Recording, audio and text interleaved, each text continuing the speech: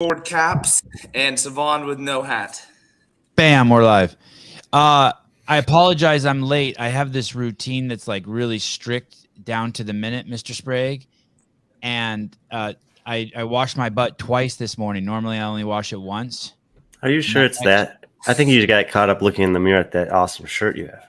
And that extra minute of, maybe it was 30 seconds of that too. Thank you, Brian. And it was that extra minute of cleaning, hygiene that caused me a... By the way, I'm throwing it back to the 2019 Wodapalooza attire today. James, did you have your eyebrows done? Dude, no. Haven't done them in a while. I mean, I don't even think I've gotten them done. I've just plucked them. Can I see what's under the lid? Sure, dude. Yeah, it's just a flow. Yeah, wow. Okay. Yeah. I keep it off if you prefer. No, either way, your face is looking strong. It's looking strong. I was like, why? What is going on? Did you have your eyebrows done, or is it just, I mean, you look very chiseled. Dude, thank you very much. Angular. Man, yeah, I don't know how that happened, but I'll take that. It's a compliment. Yeah, take it. He's been benching, that's why. It's been the bench. Speaking of taking it, to talk to my wife. No, I'm just joking. She's great at that. I shouldn't. Caleb, hi. Good morning, Mr. Friend. Good morning. Morning. I send my most sincere apologies to the crew that's always here every morning for being 1 minute late. What's in your mouth, James? Oh, dude, I just threw together a little peanut butter bagel. It's a Pat Sprague classic. He's been eating them for years. I learned from the best. Oh, your dad's been looking good too. Dude, he's looking sexy. He's got like 8 abs now. Yeah, crazy. It's nuts. I saw the video. I'm proud of him. Yeah, he's competing next weekend too. He's like the only American in his age group. At Wodapalooza, your dad's competing? Yeah. Wow, crazy. Mm-hmm. You think when you're a couple years away from being all big and buff like him?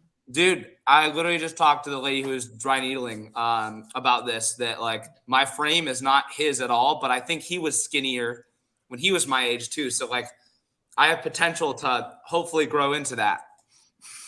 You are looking, I love the young guys like you because we get to watch the whole, body transformation as you go from boy to man. Mm-hmm. And there are a couple photos you posted recently. There's one with you with the dumbbells overhead, and you're turning into a hoss. Dude, you're gonna make Dallin Pepper look like the small guy soon. He's trying to be the small guy. That's his goal. My goal is to be the big guy. So hopefully we do make that swap. This is crazy. Maybe you guys just meet somewhere in the middle. For real. What are you weighing? I'm like around 210, 215 usually. Yeah, you're looking giant. How's the body? How's the knee? Dude, body's great, knee's great. I got some PRP done about 8 weeks ago and never felt this good in my life. It's pretty awesome. Are you have a spur in one of your knees, right? Are you getting that thing removed? No, dude, no spur, no nothing. No. Just some beat up tendons from poor moving as a teenager. And I'm moving a lot better now and got a good plan with it. So don't really have to look back at that too much anymore, which is good.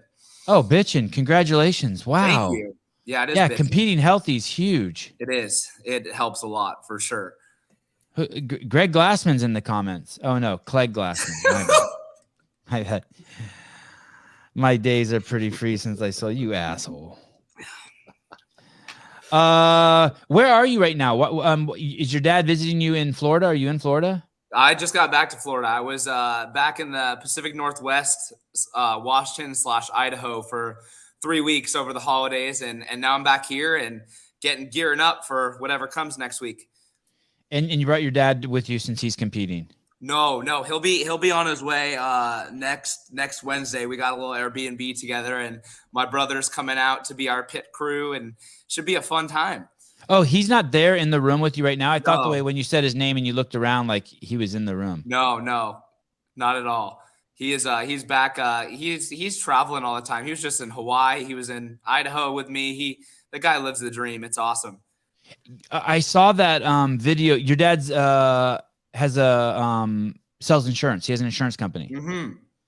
And when you Correct. say he's living the dream, it was apparent because one of the offices, instead of having like a secretary or an associate in there, he's turned it into a gym. Mm-hmm. You do Yeah, your studies. that video is crazy. I'm like, Pretty is this cool. real? It's real. We so his Allstate office, he started this. It's like near our house. Whatever. He started this place, had like 5 people working out of it. Eventually he moved all the people working in that one to another office. We turned it into a huge gym because we moved out of the house. And so our garage gym went into this gym, and now we call it the House of Pain. And you're doing stuff like prowler pushes in the Allstate parking lot? Yes. Yes. How are the neighbors taking that? It's actually great because the neighbors are a CrossFit gym. They're called Snow Ridge CrossFit. So we're their competitors, but not really. Wow, what a trip. Mm-hmm. It's always wild when you see athletes doing some kind of training like this outdoors, and then you just see regular people around. I think actually Wodapalooza reposted a video of Ricky Garrard testing out the swim workout, and he's just at like some beach. There's just kids playing, and he's doing 30-pound wall balls. And I'm just wondering, like, what do the families think when they see this guy? Yeah, 100%. That he's crazy, that you're crazy. It's the new norm. Hey, I don't know if your dad tells you this, but on behalf of him, it probably can't even be expressed in words how excited he is that his life has turned out this way. Like that he gets, like, for you, you're going to Wodapalooza, but for him, he could give 2 shits. Like if you pivoted to underwater basket weaving, he'd pivot too. Like on behalf of all dads out there, he cannot believe that he's getting to do something with you. I mean, it really is the dream for dads to get to hang with their kids the way he is. It's nuts. Totally. Yeah. Totally. It's, because you're just like even though it's probably not supposed to be like this, for us dads, you're just extensions of us. Yep. You know what I mean? You're just like a finger or something that's doing something fun. Could see that. Yeah. Sure. Yeah. You see that? Yeah. I think it goes vice versa too. I'm blessed I get to do it with him, which is awesome because it's like, like I wouldn't be in this sport without him. I would have never found out about it. I'd probably still be playing baseball or swimming or whatever. I don't know. You were trying to get on a crew team. Yes. And because that didn't work out, that's why you pivoted that's how your path just kind of slid over to CrossFit. Yeah. So, I mean, I did CrossFit well before that. I went to the games twice as a teen before the crew thing even was an option. Okay. But then I was like, hey, like you probably have a long time till you make the games as an individual. Like, why not just go take these next 4 years, lift some weights, do some crew, whatever. But doing crew, you also you can't get really strong. You can't like just put all your emphasis into getting strong because you have to stay aerobic. You're on the machine all day. You're on the water all day. So your energy's put elsewhere. So I was like, you know what? Like you're not gonna make making the games any faster by doing crew or make this time go by any quicker. So why not like once it ended, I was like, just go all in. If it takes 2-3 years, whatever, because like let's just make it happen now. What did they say? When they let you go from the crew team, what did they give you an issue? Like, hey, you don't have the endurance, or you're too big, or you're too small, or did they say anything to you? I was never technically on it. Okay. Because I never showed up for an official practice because I was they basically cut 18 freshmen down into 4 or 5. And those 4 or 5 were all Olympic, boat rowers, insane dudes. Cause I was on this team that's notorious for breeding the best rowers in college. University of Washington. There's a book about the rowers there. It's called Boys in the Boat. If you ever get to read it, you should. I heard they showed you this picture and they said this guy has a better 2K row than you. No thanks. Yep, exactly. I've heard about the man in the boat, but I've never heard about the boys in the boat. So you gotta read the Boys in the Boat. That book Okay. it's about how they sent the team to what was it? The Berlin Olympics. So when Hitler was in rule there. Oh yeah, I remember that. Mm-hmm. Hitler disadvantaged the America's rowboat and lane. They put them in the outside lane, which was the worst lane because you get hit by the waves and the wind affected you most and whatever. And they still won. And then Hitler got mad. Don't get Hitler pissed. Mm-mm. Don't get Hitler pissed. And then last year you were on the demo team. Yes. Brian can talk if you have a mouthful. He can tell us about your No, demo. I can talk. Okay, Don't worry okay, about it. okay. I won't. Demo. How was He had that? a How was stint on that? the demo team? How was that experience? Oh man, it was great. It was great. A lot of learning. Definitely like experienced like what the games is like from the other side, and it can definitely help you be a better competitor overall. Like going into the games the next year is just understanding like what goes into it and the amount of time that goes into making each test super specific. And I think we got on a call while I was there demoing, and you were asking me all these questions I couldn't answer you. So, but it was a lot of fun. Like I had a great time, and all those people. What does the demo team usually do while the elite individuals are competing? Are you guys in briefings? Just briefings all day. That's mainly what it was. It was. No, I mean like when they're briefings. actually on the floor doing the events. Are you guys in the arena watching, or out there at North Park watching, or do you guys have other stuff to do?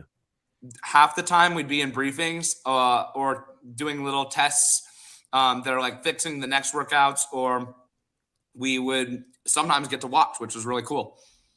When you were watching, would you guys talk amongst each other and say, "Fee, I'm pretty sure you could have taken this one"? There was a few of those moments for sure where I was like, "Oh, like we'd be doing well right now," but different conditions, like some of the workouts we didn't even do the same versions of because they changed it so much, so it wasn't even comparable. And I also recall, although it was Dave, but I'm guessing maybe Adrian did the same thing. There's a lot of time, even if you do have downtime, you're on red alert, meaning Yes. you're sitting in a room that has all the equipment, and you're waiting for Adrian to show up at any minute to give you something that you guys don't expect to test out. It could, yeah, definitely. It was just be ready for anything. That was kind of the motto. Like, be ready for anything. Just be a good sport, good spirit. Like, I got really sick after day one because of how hard I went. Like, I think I did that day of training or like testing was the hardest day, probably of training I've ever had in my life, just volume wise. And my body was not ready for it. I didn't have enough sleep. I didn't have good food. And oh man, I got so sick. That's actually an interesting thought. We often talk about how critical everything outside of the competition is if you want to do great at the games, in terms of having meal prep, sleep, recovery. And I haven't really thought about it for the demo team, like that could hold true as well. Yes. Yeah. Like they said their whole goal was to keep us healthy so we could give the best results and give them an accurate read. And then I was like, dude, we're trashed after day one. Like, I don't know what to do. Well, and you guys sometimes have to do the team events as well. Yeah. There was testing potentially for multiple different competitions. Mm-hmm. There was a synchro toe to bar me and Fee were doing for one of the team things. And one of the head judges, Todd, came over and was like looking at my reps, and I had to poop really bad. And I kept farting every toe to bar rep. And I felt terrible, but that was a moment. Did he say anything to you? Like, you stink? No. Everyone was just quiet. I was just laughing while doing these synchro toe to bar. Like, come on, man. You're a foot taller than her. Yeah. Like, that's challenging. Yeah. Yeah. Hey, she's on your brute team too, right? You train with her. Oh yeah. Me and her are doing a workout together later today. It'll be a good time. Awesome. And when you said you got sick or when you got fatigued at the games, I think we started on the Sevan podcast, started spreading rumors that you had COVID or something. Yeah, that was true. Oh, that was true too. I just tried to keep it low key because I didn't want people freaking out. Yeah. And then who did they brought in someone, and we started spreading the rumor that they brought that person in because they could do a L-sit to press. Who was that? Was that like James Newberry, or who was that? That was Street. That's right, Street. And then both you just ended up on the team. Yeah, it was a good time. Everyone there was just awesome. Like, just great people. So much fun. When do you talk to your coach about doing a demo team, or by that and how it would affect your training, or by that point the season's over? It's like, yeah, do what you want. It was over. It was like, like I just did like the LCQ. I did the Can West games, and I really was like, man, I'm taking a big rest after the games anyway. Like, why not just go end with a bang? And that was the opportunity to do it. So he was all on board. Awesome. Is this your girlfriend, Taylor Crescenzo? No. I just saw blonde hair. I know your girlfriend has blonde hair. Happy Friday. Love you guys. If it was his girlfriend, it would have said, love you, James. And she doesn't have blonde hair anymore. She's actually a brunette now. Oh, wow. Yeah, she made the change. Wow. Let's see where. Oh, there we go. Are you sure that's not Taylor? That is not Taylor. Crescenzo? James Sprague with his girlfriend, my better half. Oh, you hadn't seen her in months, and she showed up at the Zealous games. Yes, that's right. You guys were on a live stream, and you came up in front of her parents and said, how'd you sleep last night, James? In front of her dad. And she did not like it. Yeah. Hey, and you've only met her parents like three or four times, right? We've had a good amount of time now, especially mom. They're both awesome. Yeah, and have her parents met your parents? Yes, briefly, very, very briefly. Oh, well, that's cool. Okay, well, it's getting serious. For real. Is she gonna move down to Florida? She still's got lots of time in pharmacy school, so it's looking like she's got like 1.5 to 2 years left of like rotations, and then we're gonna see what happens from there. What state is that? She's in Washington, in Spokane, Washington. And she got the only good city left in Washington. Good on her. You like Spokane? I mean, it's better than Seattle. It is better, a lot better tose Seattle. Yeah, those are the only two cities Sevan knows there. That's true. That's true. Also, Spokane is great. The part she's in is definitely great. There's parts of the city that are like you're like, ugh, kind of like Seattle, but it's better overall, I would say. It's got a podunk country feel to it still, like pickup trucks and like it feels like country to me. When was the last time you were there? 10 years ago. Oh, okay, yeah, much different. Oh, right. I think everywhere is much different. Yeah, everywhere's different now. Coeur d'Alene. So next time you come to Spokane, just drive 40 minutes over to Coeur d'Alene, and that's where I'm usually hanging out. My dad's there. Which is in Idaho, is that right? Mm-hmm. Does your dad have a place there? He does. Oh, shit. Life is good for your dad. Dude, he's killing it. It's awesome. Wow. You ever see Katrin down there? I think her and her boyfriend are posted up somewhere on the lake. So she comes to the same gym I go to sometimes, but we've never ran into each other. Because I'll usually go train with Cole at one of his gyms over in Spokane when I'm there. And Cole doesn't come to Coeur d'Alene very often, but I know that Katrin's there pretty full time now. He said she travels a lot, but I'd love to run into her sometime there. It'd be cool. What about James Fitzgerald? Have you run into him? No. Do you know who that is? No. OPT. That's the 2007 CrossFit Games champ. He lives up there also. I didn't know that. Yep. Oh, cool. Good to know. And Greg Glassman. Greg Glassman lives there. I've never ran into him, but he's been at the same gym I train at too. Clegg Glassman? Yeah, Clegg Glassman. Does his wife? I know his wife goes to a CrossFit gym there. Is that the gym? If it's CrossFit Coeur d'Alene, then that's the one. But I'm not sure I don't know a lot of the people that go to the box there. I've met a few of them, but everyone's really nice. Kim Kardashian, you seen her? She has a place there, right? Yep. Justin Bieber. Oh, what? You hear Hagedorn, the guy who owns the entire place? He just like passed away. He like owns the huge tower there, the Hagedorn Tower. Whatever. Look, we're just name dropping now. You just one up me. I don't even know who that is. The guy who owns the Dallas Cowboys, he lives there. John Elway. Yeah. Yeah, that guy. No, but I do know John Elway has a place there too, because Greg told me he ran into him. We saw him. We were voting and we waved to him, and he waved back to us. To Elway? Yeah. Do you recall what kind of boat he was in? No, we were in a boat, and we went by his house, his big mansion-looking thing, and my dad's like, John, and he goes, "Wow." Yeah. Hey, you got to go by there with Elway just had massive hands. Definitely couldn't miss his hand when he waved at you. Oh my God. Yeah, my dad, and he's got a really loud clap that's just distinct. You can hear it anywhere. Dude, John Elway must be up there. Hey, you should go by there with a football and throw one at him. That'd be sick. It would help your YouTube channel. Yeah. Oh, look at this. Oh my goodness. Do you know who this is? This is Justin's mom. This is the champ sister. This is the champ sister. Sister. Sister. No, I'm just joking. It's his mom. No, what? If it's his mom. If you ever feel like taking a drive, go see Justin in Boise. Just inviting, and Justin's like, "Mom, don't do that. I don't like that dude." Oh my gosh. I would love that. Are you friends with Justin, the champ? Justin I totally Medeiros? consider him a friend. I mean, we haven't talked much. I don't have his phone number yet. I'm not cool enough, but I'd love to chat more with him. I love his vibes and energy. Yeah, he's a good dude, and he's training with his girlfriend now. What do you think of that? It's awesome. Pursuing the dream together is very cool. All right, if you say so. You just moved from. I mean, you're in Naples, but you moved to another place in Naples a few months ago. Is that correct? Correct. And who was your housemate? His name is still Ethan. Ethan Tate, and now it's Nate Ackerman, which he'll be competing here at Waza next weekend. And watch Brian's face. Brian might fall out of his chair here. And Nate Ackerman is a 2-time teen champion. Is that correct? Ooh, 1 time, right? Oh, or shit. Is he 2? Yeah, he's 1. I think 1. I think only in his last year. Yeah. Nate Ackerman is actually from very close to where I live, like less than 30 minutes from where I live. Dude, everyone's from there. Like we but have no one another stays girl. here because they're not as dumb as me.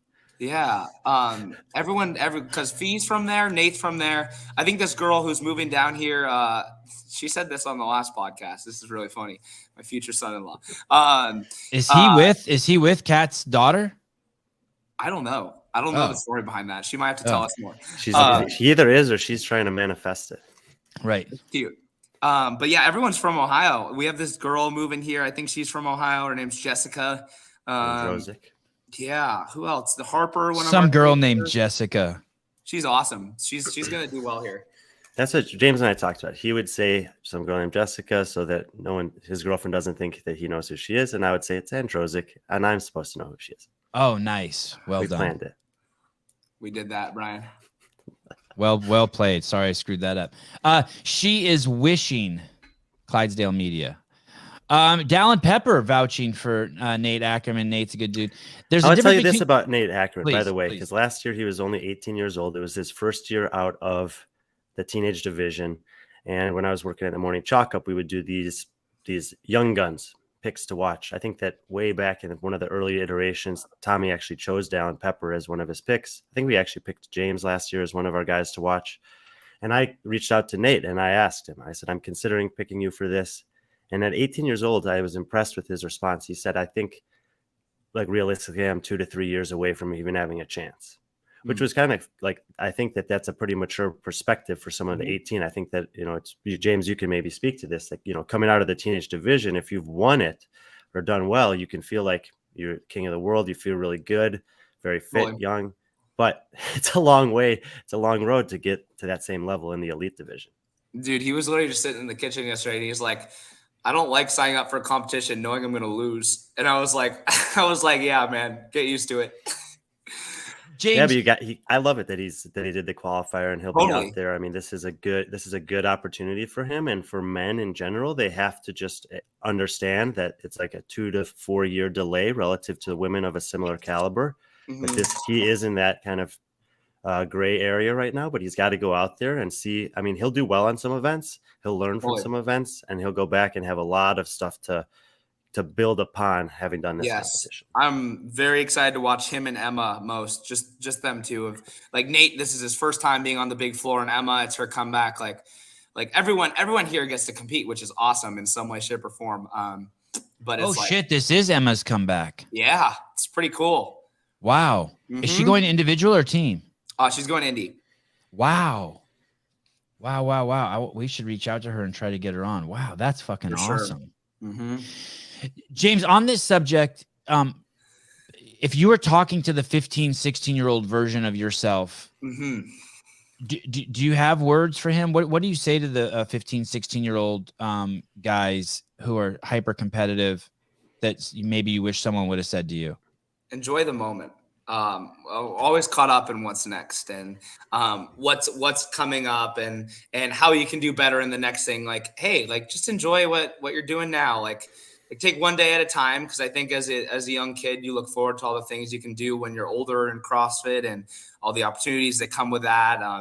And also not rushing your development, because I tried to rush my development and do too much too fast, and then I blew up. And that's like why I started coaching, is I want to help younger kids like do it the right way. So that's like my favorite group to work with, is like young teenage boys who like are exactly like me, where they're super ambitious, and I can help them kind of harness that in the right way. What do you mean blew up? Basically avoid injury at all costs. You have all the time? Yes. Like there's a right way and a wrong way to train at that age. And it's definitely different than how I train now.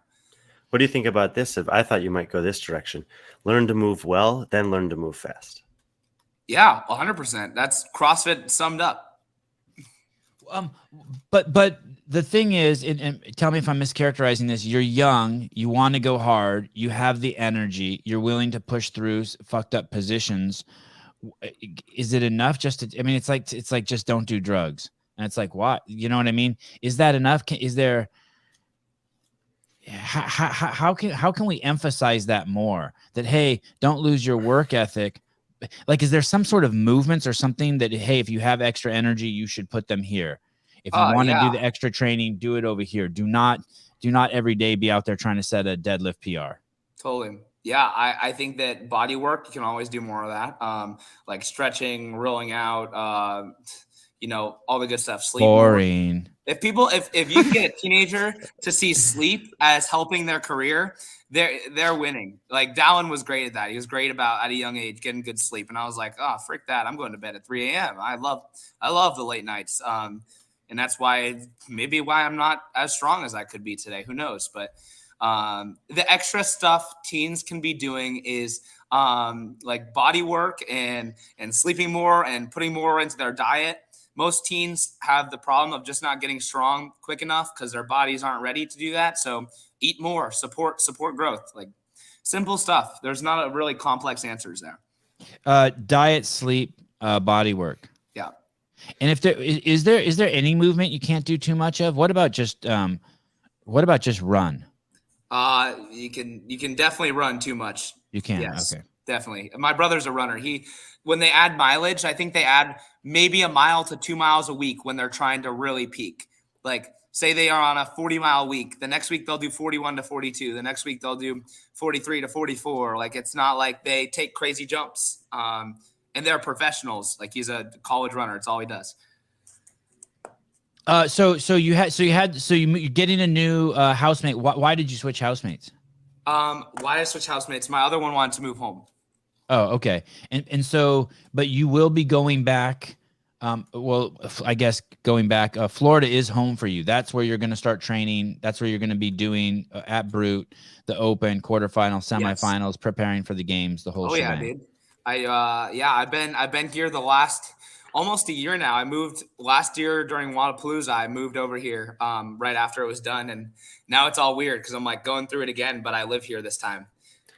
I've been trying to ask athletes this. They almost always just kind of shrug it off. But when the new system or the new structure for the season was outlined and you saw, okay, there's going to be an East and a West, did you sit down and say like, well, these are the guys I know are on the East and these are the ones I know are on the West? I mean, you have a home in the West Coast if you want it. So you could kind of make that pick.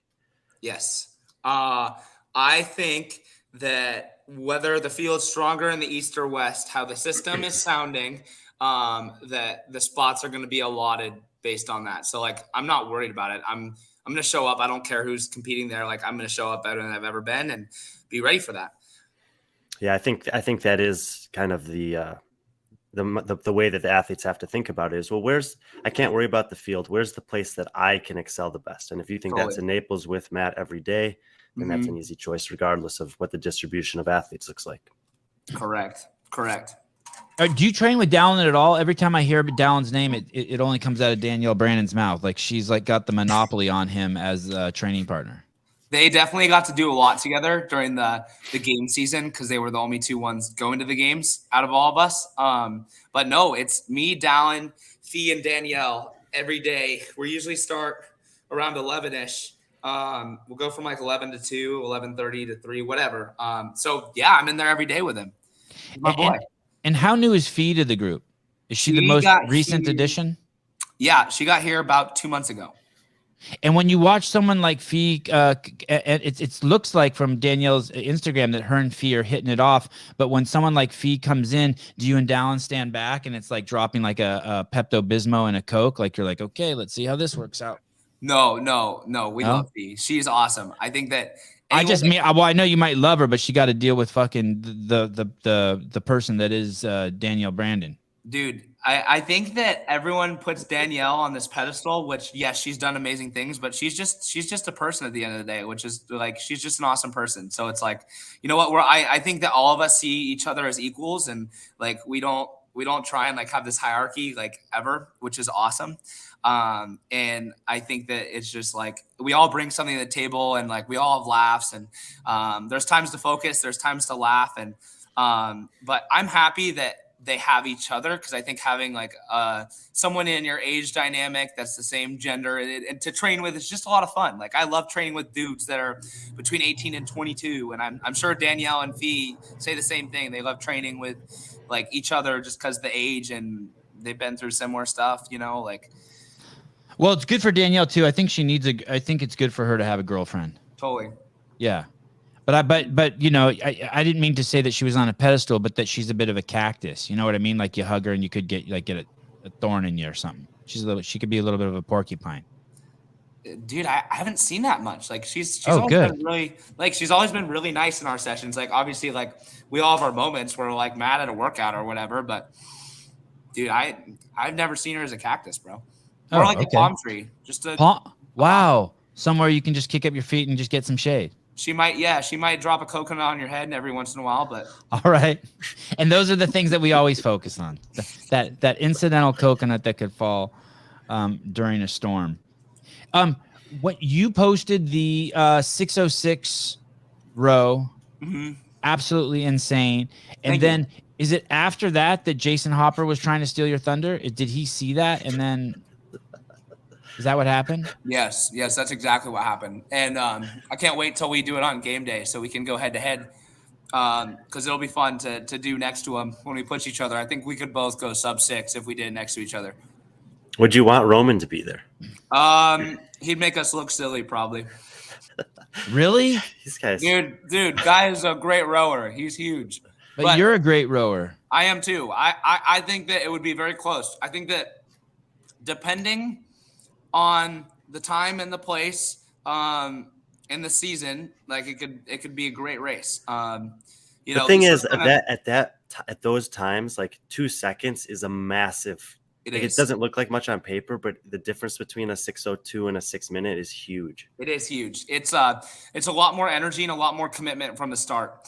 Rowing that is committing from the start to be in pain. Like most people are not willing from the beginning to like go into that pain cave till they're in like 1200 to 1500. But at these paces, it's like you're committing to full send the whole time and not giving a crap what happens to your body. You said you hadn't done that in 3 years. No. And then you had 3 days warning. Yes. It really does. For those of us who've ever even been on a rower, can't imagine having a 3-day notice for that. I mean, that must. So Hopper tied you. No. He got 3 seconds better. He was a 6:08 3 years ago. And I was a 6:14 3 years ago. So he's always been ahead of me. But didn't you row a 6:06 also? I did. I rowed a 6:06. So, and he got a 6:03.9. Yes, wow. Yeah. So he was 2.2. It's a good shot though for what James is talking about. You know, look at the first split, 129.6. That was his fastest split. This is Jason's time, but he was going for it early. It's impressive. This is a really impressive, actually, little arc here. Yeah. You think about a relay, even though it's only one person. Totally. Generally speaking, on the relay, you want your fastest guys first and last, and Jason was able to have his fastest splits first and last here. Yep, that's mine. Mine was fastest, second fastest, third fastest, and then my last one was the slowest. Like, and I was full sending. Like I did it wrong, but I wanted to get sub 6 and I didn't. But I tried my dang best. Why does he post 6:06 there then if he got 6:03.9? He said, my good friend Sprague posted a 6:06. I can't let that slide. So then he wants you to go look at the next thing. He should have said, my good dude. My good dude. And did you see, I don't know if you heard JR Howell talk about it, but he wasn't supposed to do the row that day, the 2,000 meter. He was supposed to do something else. Yeah. And he broke out of his training. And so when he went to celebrate, JR walked in the gym, and I guess Mr. Hopper said to him, look at my 6:06 or 6:03. And JR just said, you weren't supposed to do that. Oh, man. Yeah. Matt will do the same thing. If we go off program, it's like, hey, like at the end of the day, you did something good, but you didn't listen to me. So it's like, come on, man. Yeah. Horrible 3 days, right? Building up to that. And then that morning, what time do you start that row at? 11-ish. I just like didn't sleep the 2 nights before, so I had to get it done. I was not feeling excited. Didn't sleep for 2 nights before. 10 minutes ago, he's telling us sleep is the key. It is. So that's another thing. Don't stress yourself out. No matter how bad the next train day is going to be, like just like take it one day at a time. And I'm still working on that. I'm still young at heart sometimes. Do you notice First of all, were you sore from that? No. Lactate builds up. You hurt for like 30 minutes, and then you're good. And where are you hurting? Legs? Every single place, every single muscle you have in your body, if you do it right.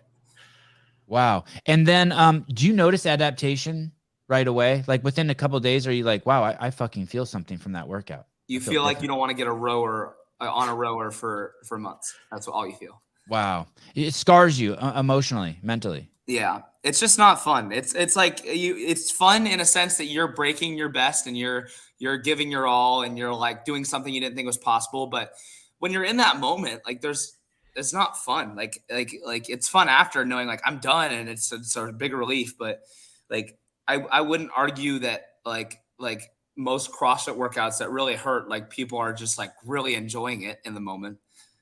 Do you prep with I don't know, some hypnosis or a certain song, or like you slap yourself in the face, or is there any like protocol? I hope it's hypnosis. Yeah, dude. Not hypnosis, but I usually write something like that'll make me mad on like a whiteboard and put it in front of me, or like Will Morad's name because he beat me this year at semis. Like I'll just like do stuff like that. Like I love Will. I think he's awesome, dude. But I'll like do stuff like that to just get me hyped. Like stuff like that helps me definitely like motivate me a little more. You're going to Wodapalooza. You're on a team. Your team is What was the process of deciding to do a team competition at Wodapalooza? Obviously, your ultimate goal is to make the CrossFit Games. How do you see competing on a team at Wodapalooza contributing to that? I see it contributing in a sense of having fun and enjoying a competition and not stressing about it. That's kind of the Zalos Games too. Like go enjoy it, like have a good time, because the rest of the competitions this season are on lock. Like you're go in there for business. So like last year was a lot of like go there for business competition. So this year I was like, hey, like let's do a couple that are just like enjoy yourself, like. And the team thing is like it's a good opportunity for earnings too. Like they're doing a good payout. Like it's like athletes trying to make a living. Like they could, if you go win team, it's a great payout. So yeah, we actually had a little bit of a roster change. Cole is not able to make it. So we have another guy filling in, but I'm not able to say who it is. It's on Competition Corner already. It is? Yeah, they've updated the roster. Oh, for real? Oh, we can see it. His name rhymes with. Did they really do that already? Scallion. Yeah, I checked it this morning. No way. That's crazy. That was quick. Well, heck yeah. Scallion.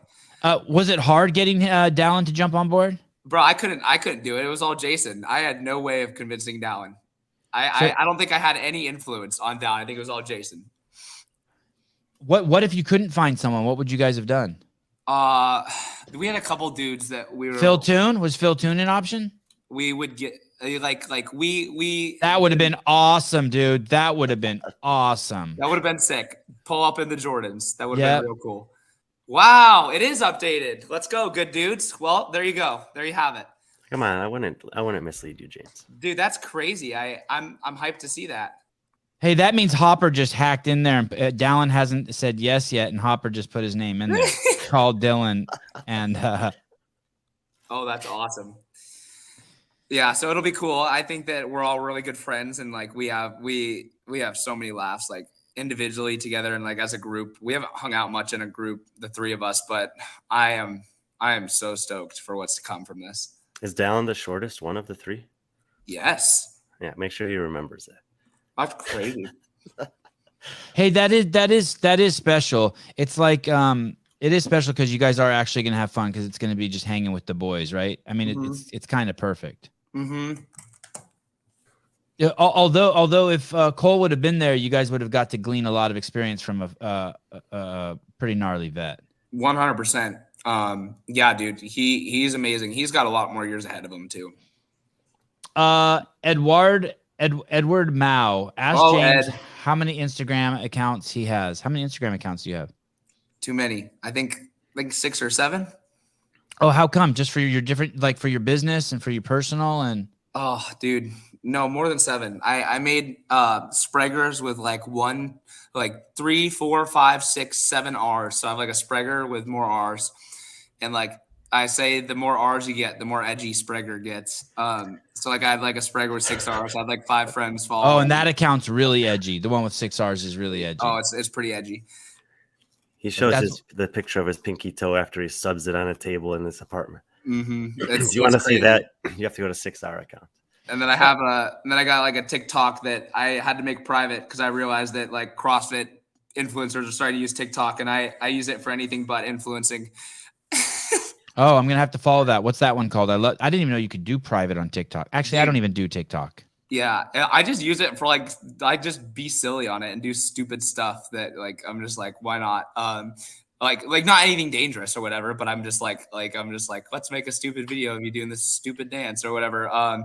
It's I think it's the same as my Instagram.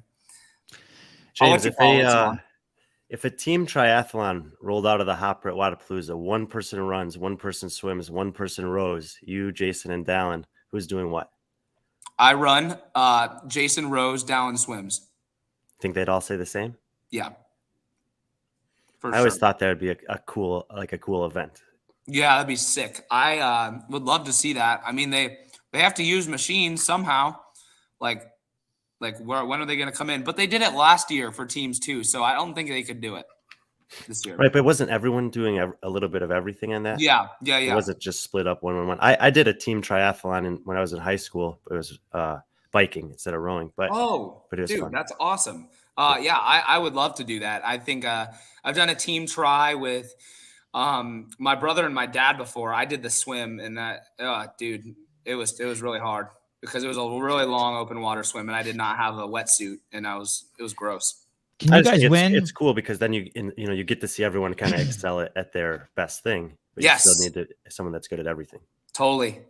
Can you guys win Wodapalooza? I do think we have a good opportunity to do very well. I would love to win. And will anyone give you guys the talk, like the three? Will one of you be like, "Hey, I know we're all friends here, but let's not fuck around and win," or is it just unspoken that everyone knows that? Yeah, I think it's unspoken. I think the main thing is going to be making sure like Dallin feels good after the Indy comp because me and Jason both aren't doing Indy, so we're just gonna maybe rubbing his thighs, giving him a little massage Friday night. Yeah, boosting his ego. Like, you did so good, man. Carry it in these next 2 days. Right. Before you go, would you like to have you ever met Sam Dancer? Dude, I've met him. Yes, in person. I've met him, but I haven't talked with him much. He works with my manager too, Benji. Oh, he does. Yes. He's a Benji guy. Would you like to say hi to him, or do you want to run away? Bro. Okay. Let's see. I don't want him to intimidate you and take any of the. There he is. I'm intimidated. Ooh. What's up, big boy? Hey, James. How you doing, buddy? Dude, I'm awesome. I just got to spend the morning with these studs, so I couldn't be better, man. How are you? I'm really well. I'm excited to see you at Wodapalooza, dude. It's been really fun. I've known of you probably longer than you've even known of me, just like kind of through your dad and through Invictus and stuff. And it's been just such a treat to watch you grow into such a competitive young athlete, and you're becoming a young man, and it's been really cool to watch that progression, and I'm just really looking forward to watching you in the future. People aren't just saying that, James, by the way. People aren't just saying that. It is really fun watching you grow. Really, it is cool. Really cool. Thank you. I feel it. And Sam, that means a lot to me. Like just hearing that from someone I've looked up to for a long time, just like seeing your success and how you've composed yourself and how you just like love what you do and don't ever take it too seriously and let it affect other parts of your life. So thanks for saying that, brother. Yeah, it's incredible what we get to do, man. Like, we get to exercise for a living, and with or without that being a profession and a paid opportunity, it's something that you and I would both do for the rest of our lives, whether or not we can make a career out of it. So it's such an honor that we get to do this stuff. So true. Yeah, man. Stay healthy. Hope you're well, and we'll see you down in Miami. And dude, yes. look forward to giving you guys a good push. Oh, bro, you guys, I'm scared to see. I'm guessing you're front squatting, yeah? I'm front squatting. Oh yeah, I'm not excited to see what you put. You're not out front there. squatting, James? No, dude. Oh my gosh, they were just texting. The boys were just texting, like, "Hey, what are we gonna do now? Like, this messes it up." We're all arguing over who has to front squat. So funny. Yeah, Sam, I'll see you out there, bro. I can't wait to see you in person. Let's definitely catch up more there. Of course. Yeah, that sounds great. Now Sevan's kicking me off. So I am. James, you the man. We're upgrading Thank you so much. We're upgrading our flow situation. You always bring the energy, and I love seeing you. Tell your father that he is a role model to all fathers out there, and thank you guys for being who you are. Hey, you got it, and I will definitely tell him that. And will I see you in Miami, Sevan? Just on maybe someone's iPhone. Okay. Hold so we can talk. That's it. Cool. That sounds great. Well, boys, have a great talk, and thanks again for having me on. Thanks, brother. Yeah, see you soon. See you, bud. Mr. Dancer. What's up, boys? Good to see you, dude. What a pleasure. You look like you're in some official office.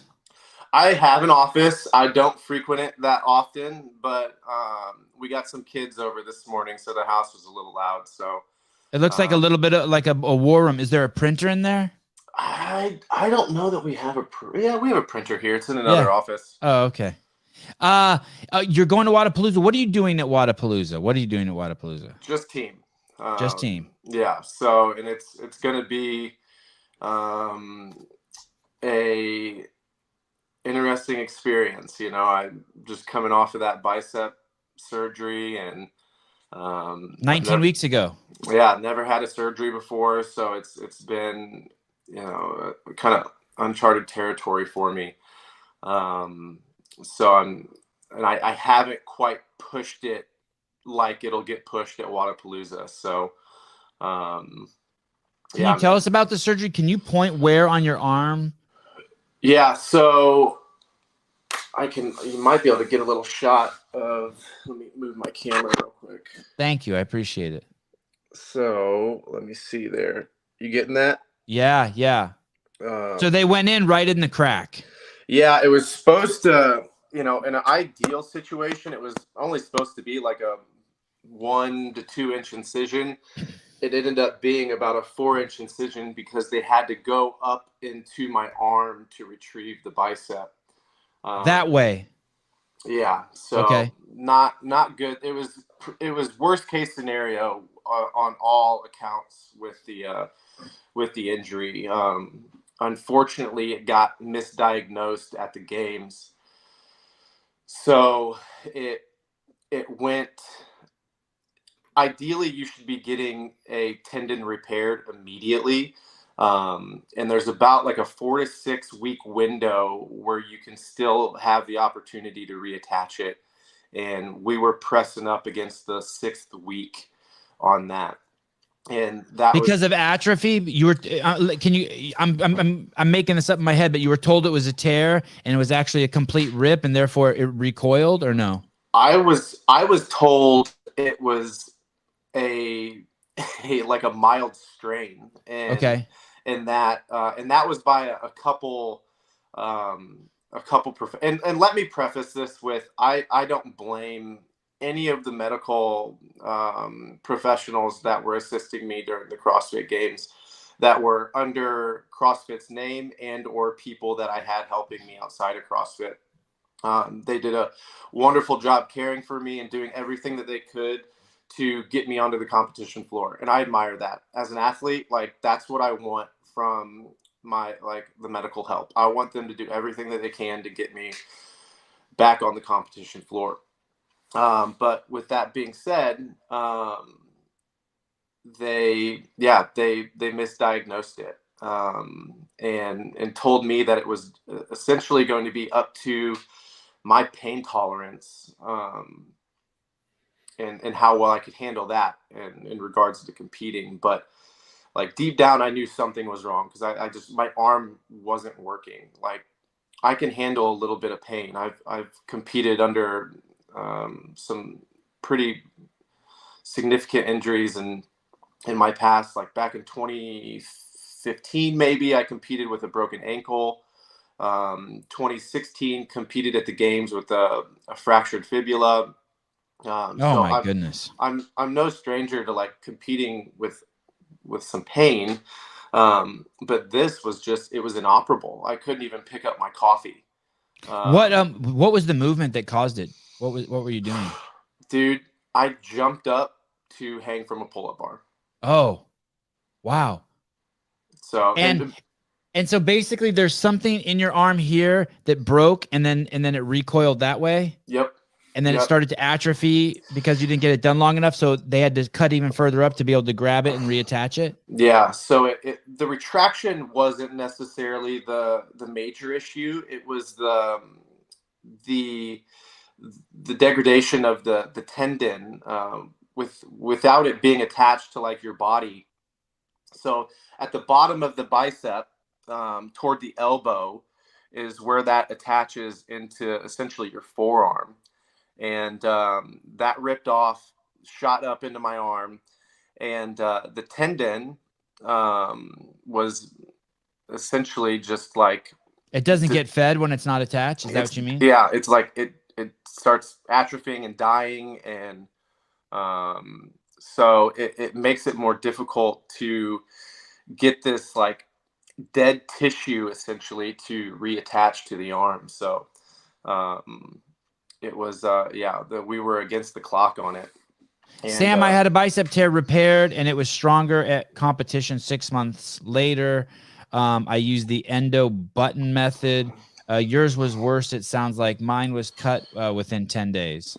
Yeah, I've been able, I would say there's definitely some aspects of my right arm, my injured arm, the one that underwent surgery, that are stronger than my left arm at this point, just because it's been such an emphasis for me to get that thing up and running. So it's taken precedent over, over training my legs or training my core or whatever part. So like my arm has been my primary focus over the past 4 months to get it up and running, and in hopes to be able to participate, not only just participate, but to be competitive as well for this 2023 season. Facundo, one of the finest people we know from the show, hands out a comment. Yeah. Sam Dancer is one of the finest people I have had the chance of meeting since I am involved with CrossFit. I share a similar sentiment for him. But Sam, you love everybody, so what are we gonna do? What does that fucking mean? That means that you are on the high road. You are on the, as we circle the mountain of life, if it's a spire, you are a little ahead of most of us, and you are able to, you have taken the high road in so many places, and you're a great role model for so many men in that regard. So we appreciate you. Well, thank you. I've always said we should love everybody, even the people that suck. Right. Good. I like that. I second that. I'm a student. That's a shirt right there. Hey, it seems too quick. It seems too quick, isn't it? Like a piece of your body broke off and then it had to be reattached. Is it attached like with screws and shit like that? There's a little piece of hardware in there. It's nothing that I can really feel. It's more or less kind of like a bridge, or essentially just like a cap that kind of went over the so they braid. You familiar with your kids had long hair, maybe you did some braiding? Yeah, familiar. A fishtail braid. I saw Dave Castro's hair at the games. Cornrows. Similar to that. They braid in this material with the tendon, and they drill a hole into the bone, and they have this like self-anchoring screw that they'll pull that material and fasten it to your arm, and then over the top of that they put like a little like cap, if you will. But I don't feel any screws in my arm or anything like that. The tendon is a little thicker than my other healthy arm, but it essentially feels the same. I don't notice any difference. It doesn't. I'm not limited with any extension or flexion. I have had a little bit of like just stiffness in my right shoulder and my right wrist. But other than that, it's indistinguishable from my left arm. Have you noticed any? You said it's sometimes even feeling stronger. Have you noticed any movement in particular that it feels better or worse than what you were expecting? Grip. Grip. I'm significantly stronger in my right hand right now with my grip. I have these. Wait, and that's the arm that you had the surgery on? Yep. Wow. Because that's all I did. I couldn't, for the longest time, I couldn't do anything with my arm. So I was, quite limited with what was available to me, especially at the elbow. Like I could still work out my shoulder and do delt flies, and I was able to get into some like tricep extension stuff pretty early. But from the beginning, my hand was really the only thing that was operable. So I'd carry around just little grip tools in my pocket all day, and I'd just get in hundreds and hundreds of repetitions. And, do you have them with you? Can we see them, or can you tell us what they're called? What are they called? I'll. Which one are you using? Go out here. I have a couple of them. There's these silicone ring ones that like rock climbers use and stuff that I really, really like. I don't have one of them with me, but let me pull this kit out right here, take it back into the office, and I'd You're a good dude. I'd highly recommend any other competitive athlete who's interested in just kind of filling any holes in their fitness, that getting a little grip set. This brand is any athletes who are participating, by the way, in Wodapalooza, while supplies last, you can get a free CEO shirt at the Paper Street Coffee booth. So head over there. Oh, okay. So just okay. Oh, so this way and this way. So yeah, this is for extension and this is for flexion. And then like I said, I also have these silicone rings that I honestly kind of more preferred because they were easy to keep in my pocket, and like would be annoying to keep on you. But this set goes from like 50 pounds all the way to 300 pounds. Wow. And my right hand can do maybe 50 to 100 pounds more than my left. Holy cow. That's crazy. Hey, I see a sponsorship for this one. Yeah, I'll have Benji get on it. Because that hasn't, that's a underrated, the extension's underrated. It's helped keep my wrist healthier. I used to have some wrist issues that would come from like being in handstand positions and front racks. And I no longer, like I said, I have a little stiffness in there, but I don't have the pain and ache that I used to have in my wrists. And I would attribute it to these little extension pieces. And I'll even kind of show you. They just go over your fingertips, and you just. It's not a very gratifying movement, right? No, it's not. It's a really, I call it fitness fidgeting. Yeah. So it's like a fidget tool for fitness enthusiasts. So it's a really mindless kind of act that you could accumulate like hundreds of repetitions without even knowing it. And it really takes nothing from you. And like I could do hundreds of these and it wouldn't like affect my performance in the gym in terms of fatigue, but it compounds, adds up, and it's been a really effective tool in helping keep me healthy and making me stronger. What about the psychological damage of having to pull out of the games? The emotional fucking. That sucked, dude. Yeah, it sucks so bad. We made so many sacrifices as a family for that season. Last year. Yeah, financially, like relationally, I had to spend some time away from Jen and Star and my family here in Quincy, Illinois, and was all in. Did everything that I could to ensure that I would be able to win a championship. And it's always just kind of been a dream of mine since I started CrossFit 10 years ago to accomplish that. And it doesn't change anything. I still think that kind of victorious winner's mindset is important. And but it definitely it hurt, dude. It was sad. It felt like a supernatural season for me. Like all these doors were opening up, like things were just happening so easily. I was feeling really good. Like I didn't even feel a lot of contest from, and I don't mean that in a bad way. I'm just saying, like I was poised to win, and I was certain about it. And like This is the 35 to 40, 35 to 39 category. yeah. And yeah. And how old are you now?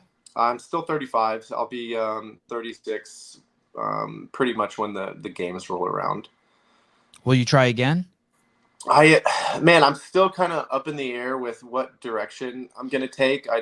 There's a part of me, like, after that experience last year, there's a part of me that realized, like, I think I still have some room in the tank to go compete on the individual side of things. Or at the very least, like when I was watching the individuals, I was like, it was making me hungry and excited. And I was like, I should be out there. I can be out there. I can not only be out there, but I can be competitive out there. But yeah, in regards to the emotional side of things, the mental side of things, it definitely, it hurt, dude. And I was really saddened by it. And I, like I was alluding to with just like the supernatural kind of aspect of the way the season was going, I felt like God literally had his hand in it the whole time, just opening doors for me. So at the end of the year, I kind of felt betrayed, and like I felt like I had this like arrangement with God that I was going to be a champion. And then when it didn't happen, I was like, bro, what? Like, I thought we had plans. And then on the performance end of things, it's just like, I've never had a surgery before. So I'm like, am I even going to be the same? Like, am I even going to be able to come back and be even, half as competitive and still be able to, I love CrossFit. I love competing. I want to do this for the rest of my life. And, I didn't know if I was going to be able to do that anymore. And there's still a little bit of that still kind of creeps in, but, like I said, I have that kind of, like a winner's mindset, and I'm going to try, I'm going to keep trying, and I'm going to keep like working hard to make it happen. So was this to compete at Wodapalooza next week with Jorge and Josh? Was that your idea? And did you reach out to them and say, hey man, I think I want to give this a go? Or what did we had made plans for this last year. Wow. It's been arranged for a while. And just since before your tear. Yeah. So, and they're my training partners. And so we're all really comfortable, competing with one another. A good part of our initial part of the season, we were training together every single day. And then once they got closer to like the games and they were more team oriented, every once in a while I'd kind of fill in for one of them and help out. But we all really enjoy each other's company, and we all love competing together. That's a great name, Joshua Al-Shama. Al-Shama. God, that sounds like some FBI. It's a good one. What is that called when they have to hide you?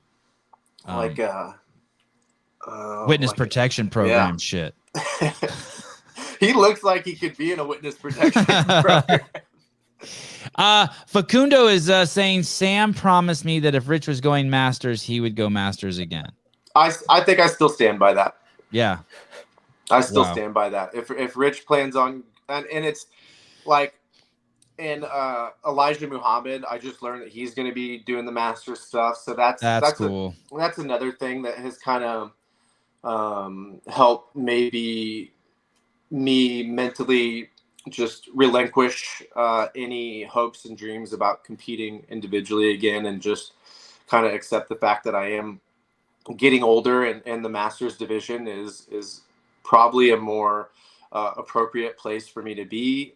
Even just like culturally, like Rich has kids, Elijah has kids, like they have a similar kind of lifestyle that I do, you know, comparatively, like James, who is just on, like, he's a kid.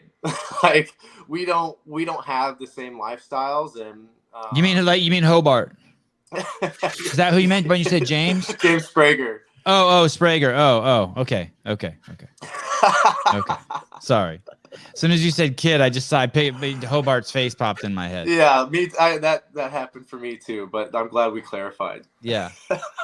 Hobart, I think, as I recall, Hobart said it's just as competitive as individual, but without the fun, but way friendlier. But he said it's crazy competitive, but just the guys, there's a tighter bond between the guys. Yeah, it's a smaller group of guys, and like I already mentioned, a lot of them are in a similar point in their lives too, where they're family men, they have children, they're running businesses, and it's just there's a lot more commonality there, I think, for someone like myself than there would be in the individual division. So yeah, not to downplay the how competitive the athletes are. They're freaks for sure. Like those were amazing athletes out there. So I'll probably end up doing the master stuff. I could potentially be convinced to go the other direction. When I get out to Invictus, and people start chirping my ear a little bit, like last year I told them, hey guys, under no circumstances am I going team. Under no circumstances am I doing individual. I don't care how fit I get. I don't care. I'm committing to this. So you're going to compete either way. You're going to do something. Yeah, but what he's saying is then when he goes and does the Open and he's like 20th in the world and he does the quarterfinals and he's like, I don't know, 10th in North America, then they're like, are you sure, man? Because they're doing pretty damn well. And in that case, I'm very open to it, and I will consider it. Yeah, if I had to like bet and guess and give you an answer right now, it'll probably most likely be Masters again. Benji Hall, Sam could be a pro Tarzan, not amateur Tarzan, a pro Tarzan, a professional Tarzan. Hey, you know what, Benji? He can be Tarzan. Not even a lookalike. Fuck the lookalike. Sam could be a pro Tarzan. We're just. Yeah. I edited your post. Thank you, Benji. So who's your homeboy these days? Who's in the rotation? Is it Bickle? Is it someone over at Strong Coffee? Do you have a cat you're rolling with, like that's like your guy you call 3 times a day? Who's in the Sam Dancer rotation these days? That's a great question. Like you get in the car and you just call him. You know what I mean? Like I do that to Hiller sometimes. He's like, "What?" I'm like, "Nothing." Nothing. Just wanted to hear your voice. Yeah. Totally. That would definitely be Matthew Bickle. Okay. Bickle's still, man, he's been around a long time. You're keeping him. Yeah, I have another dear friend, Jared Stevens. Who that's Christine Kohlenbrander's husband, right? Yep. Yeah, we had her on the show. She's great. Yeah, they're wonderful. They're the godparents to our child. And I've always looked up to him and Christine, and they're definitely people that I call on to if I need to talk or want to go hang out with some friends or something like that. But yeah, Jared, Christine, Matt Bickle, those are I keep a pretty tight, small circle. The Invictus crew, CJ has always been a really good friend of mine, and I really admire him and our friendship, and he's always able to kind of shoot me straight and be honest with me, and so yeah. Is Invictus still they used to be just all their name, they go through these cycles of like who gets the media attention. Invictus used to get so much media attention, and now I just feel like they've gone a little under the radar, but it's still a powerhouse training camp, huh? Oh yeah. Like there's savages out there, and even people who aren't on the competitive circuit, like their competitors class is stacked. Like they have some amazing in-house athletes. They're probably one of the few camps that are breeding athletes and from the actual, like they're coming from the gym. They're not like, people who are transports from other places. Like they're building phenomenal athletes from the ground up. And I don't think there's a lot of gyms like that anymore. Are they still in the same location in downtown San Diego? Yep. Yeah, crazy. That's such a great spot. It's an amazing atmosphere. There's nothing like it. Yeah, cool. That's awesome to hear. And what about the strong coffee thing? How's that going? Going really, really good. It's been a grind. I just had a call last night with Adam. Adam and I, we are not super. That's a beautiful container, by the way. That is a beautiful. That you guys sell your coffee in that container? You can purchase that container to drink out of off of our website. Oh, that's a cup. Oh, okay. Yeah. That's really nice. God, that's nice. Man, we got some really cool things lined up, new products coming out, new lines. We got a lot of awesome things in the works, and we're starting to get some good financial backing too, which has probably been our biggest struggle.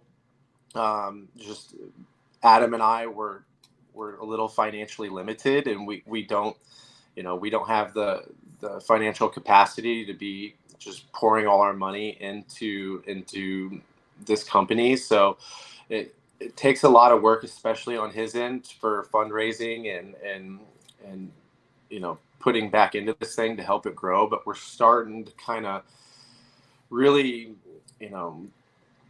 get into a groove here and to where we're not like, the company's not living like paycheck to paycheck. And we're actually getting a little bit more resources that we can utilize for product development and for marketing. And do you guys have any business mentors for that kind of stuff? Yeah, Adam especially, and he's Adam is, just let's be clear, Adam is Strong Coffee. Adam von Rothfelder, he's the guy who's really made everything happen. I've just kind of made myself available to him, and we talk, once or twice a week, and just kind of, in regards to where we want this thing to go and what we need to do and execute to continue to experience the level of growth that we've had. And, but yeah, we have good help for sure. Adam's a savage, dude. Like no one hustles like this guy. And he's a creative genius. And like, if we can just continue to find people to invest into the company, there's no doubt in my mind that, even with him alone, but with us working together, that we're going to build this into, an amazing, financially successful entity that will be a household name. I just want to plug it with all sincerity. So I have strong.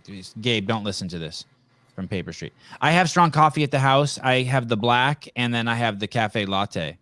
And the black is you put the tiniest little scoop into a cup, and if you're in a hurry, you just mix hot water literally in one of these, and it's ready to go. So if I'm running late for the show and I don't have time to grind a coffee, I do that. Also, when my coffee machine needs cleaning and I always use it.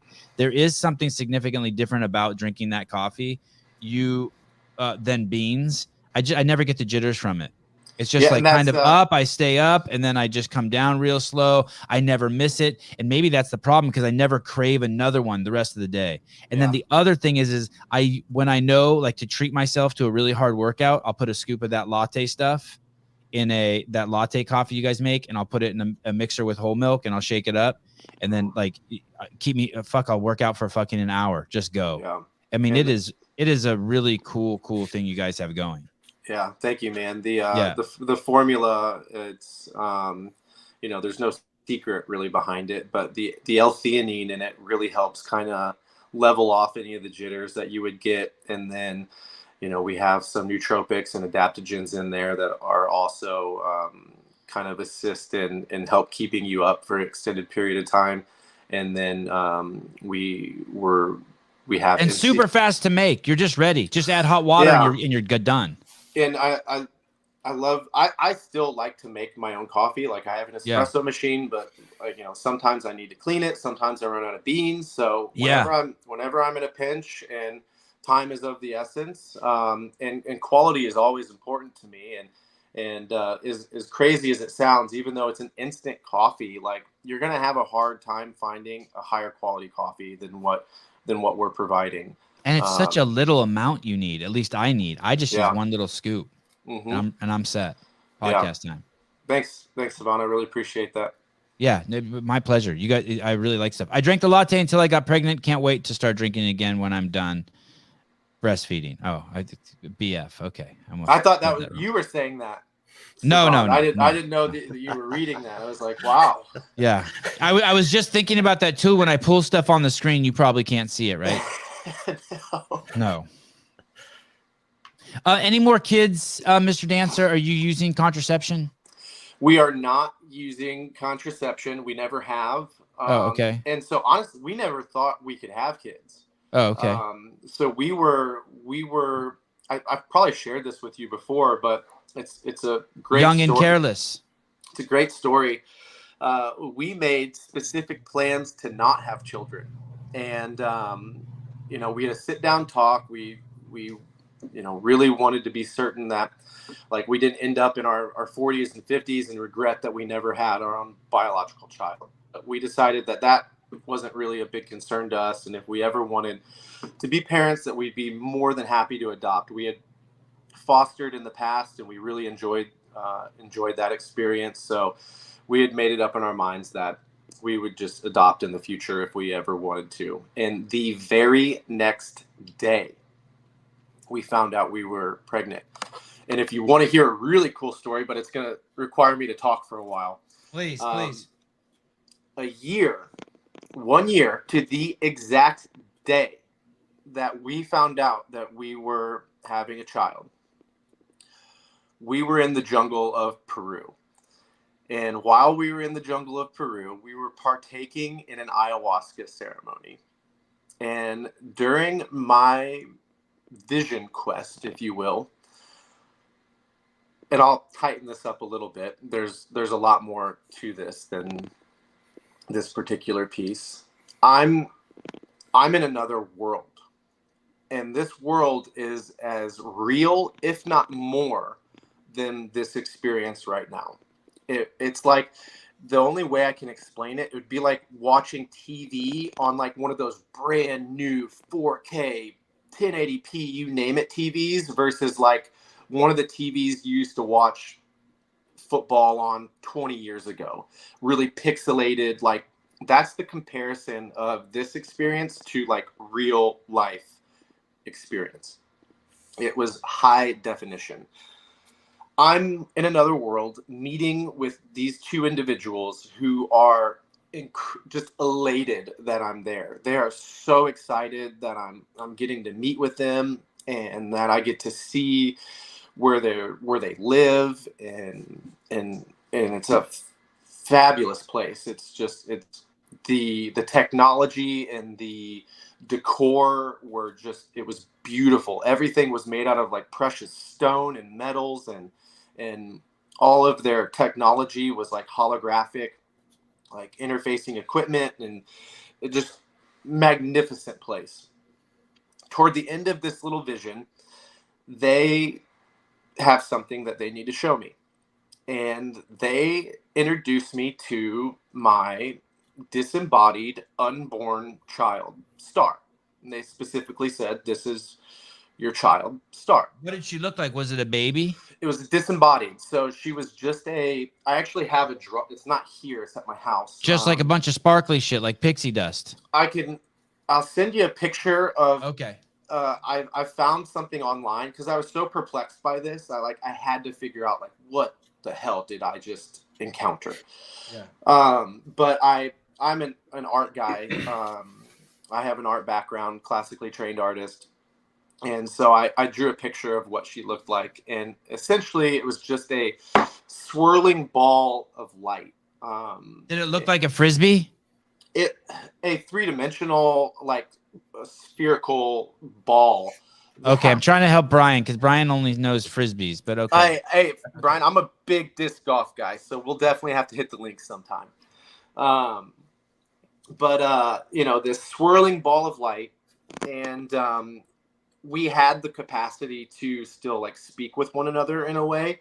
So we shared just a brief embrace and just how thrilled we were to meet each other. And then they gave me the date of her arrival. Wow. And it was the exact day and month and year that she was born. And so that's fucking nuts, dude. Nuts. So hey, a year. Let me ask you this real quick. Yeah. Let me ask you this real quick. Why did you think that you guys couldn't get pregnant? Because we had been having unprotected sex for the past 7 years, and not even. Did you ever look into it or no? You didn't know. You just figured it's not happening. Yeah. But she would have menses. She would drop eggs. She did have a period. Yes. Okay. Wow. Hey, it's similar to the journey that my wife and I went on. I mean, we didn't get told ahead of time, but we were for sure convinced we would never have kids. 100%. There was no option. But I used condoms like a maniac. I'm old school. But then when we stopped, then she got pregnant, right? I mean, it was just like they tell you in the 8th grade. Like if you like just. I don't think he means that maniacs use condoms. I mean, I think he was just using them ferociously, like 6-7 a day. Yeah. 2 at a time. Like I was scared. I was fucking throwing them on. Yeah. 3 on. My wife be like, "Why do you have 3 condoms on?" I'm like, "I don't want to get you pregnant." Well, so that's crazy. So when that date, was that the date of conception or the date of birth? Birth. Man, that is nuts. So you knew. Had you forgotten that story until you got her pregnant? Yes, we kind of brushed it off. Honestly, it didn't really.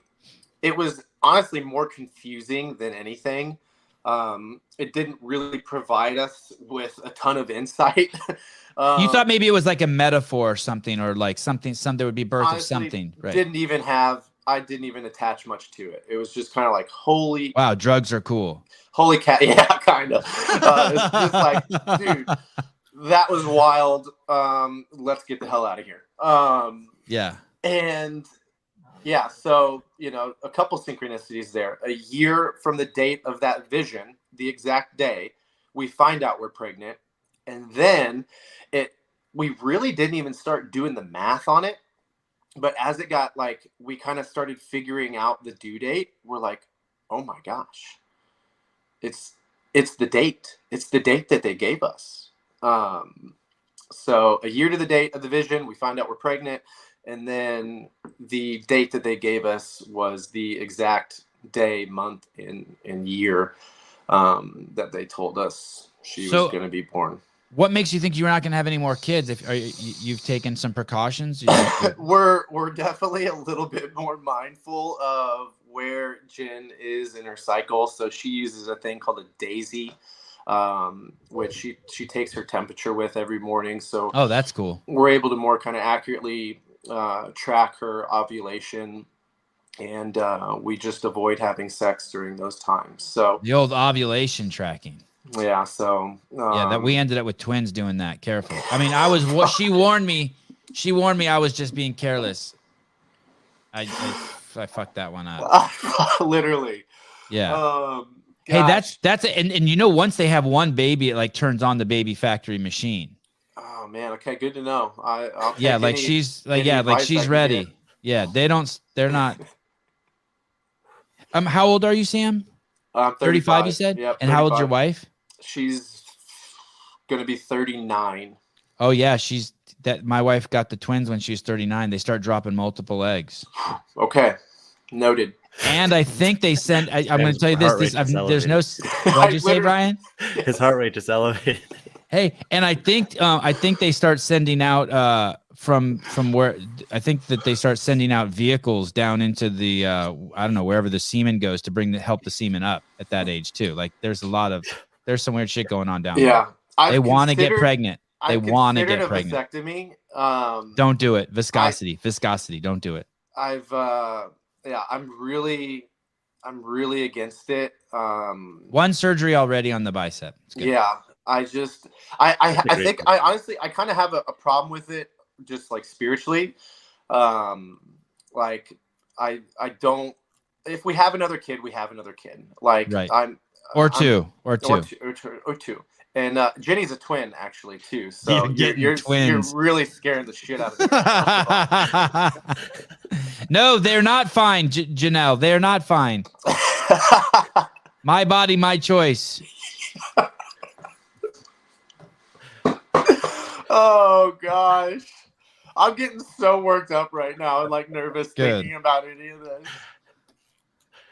But I like your attitude. Okay, so no plans to have the first one, but there were no plans to have a second one or a third one, but there were no plans to have the first one, and it's in God's hands. There were plans to not have the first to not one, have one, so yeah. So plans to go to the games, didn't go to the games. Plans not to have a baby, got a baby. Hey, isn't it weird though how probably not going into games? 21:19, I think, Sam. Many are the plans in the mind of the man, but it is the will of the Lord that prevails. Yeah, amen to that. And I'm here for it. Like honestly, whatever he dishes out, like, you know, good or bad, like I'm here for it, and I will do everything I can to walk that path with grace. And like it's, although uncomfortable at times, I've never been led astray. So even in the most difficult times in my life where I'm like, why is this happening? What is going on? And I'm able to look back at that in hindsight and see the incredible works. How's the Jonathan Ortega wants to know how the gun training is going. Yeah, I think I did see tapping into sort of that tactical crew. Yeah, I've been a little negligent towards, you know, some of just like the basic like white belt stuff that I need to be practicing, just like my draws and stuff like that. But I am planning on getting a tactical games team competition going with Jared here, hopefully, between now and February, March, hopefully before the Open kicks off.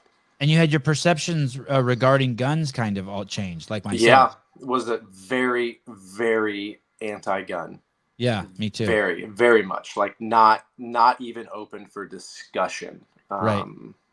So yeah. Very interesting. That's that. I need to have you back on to talk about that whole journey. Isn't it fascinating as we change? How much has having a kid changed your? Do you think changed is the right word, or added clarity to your thinking? Do you think that you're brainwashed from having a kid, or added clarity? Oh man, or is it perspective? I'm you know, and this is another really hot topic. I used to be in. Yes, I do. I do own a gun. Yes, I do. But even like I used to be like a big pro-choice guy.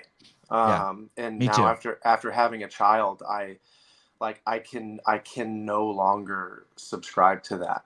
And like it's tough, isn't it? If someone else wants to, like, cool, like believe what you want to believe, but I'm sorry. Like I can't. Do you think because you think more clearly, or you've been brainwashed by your child? I don't know that I think there's a clarity. love. You think you're just swimming in love and no. Like yes and no.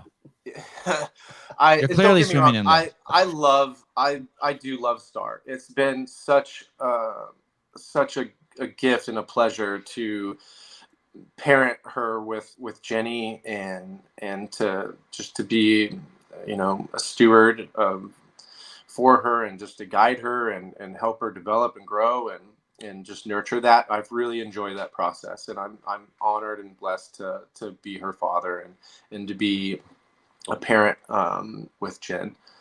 But I'm not brainwashed by the whole baby thing. It's not super attractive to me. Like I don't want more kids. I'm not like, I'm not in just like, I don't get it when people would say like, when that baby comes out, you're going to feel the most love you've ever felt. And the baby comes out and we're holding the baby and I'm looking at Jen and she's looking at me and we're looking at the baby and she's like, do you feel it? And I'm like, no, I don't. Not even close. And still to this day, although I love her, it doesn't really do it for me. And I'm not like I'm not super eager to have a bunch of kids, or anything like that, but it's definitely changed my perspective and opened my heart up a little bit. I don't, do you know when you're brainwashed?